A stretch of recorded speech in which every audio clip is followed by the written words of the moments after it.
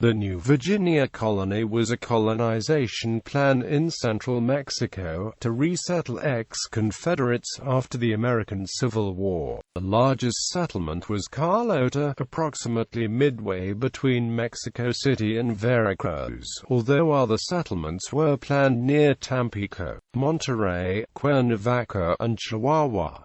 The venture was conceived by Commodore Matthew Fontaine Maury. Because of his work for the Confederate Secret Service, Maury was unable to return home to Virginia. Maury, as an internationally famous oceanographer and Navy man, was a longtime friend of Emperor Maximilian of Mexico and had been awarded a medal by Maximilian before the Civil War. Maximilian had also been head of the Austrian Navy and awarded Maury the medal for his work in oceanography. Maximilian liked Maury and his idea of inviting Confederates and anyone else to resettle in Mexico and offered land grants to any who would come and stay. Slavery was banned in Mexican law allowed, so no settler could bring in any slaves into Mexico. He was also eagerly seeking settlers from Germany, Austria, and France, as part of his strategy to rebuild and Europeanize Mexico. Maury explained a network of planned settlements to Maximilian, who liked what was heard.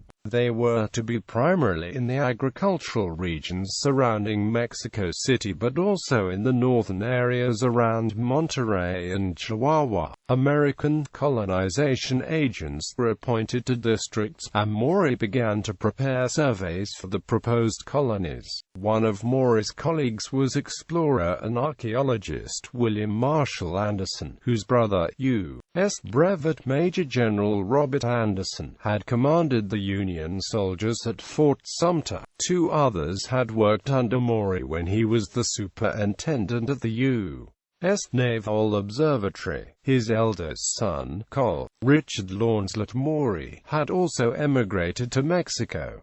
Maury had plans for his entire family to eventually move there to a colony. Virginia was war-torn, back to what?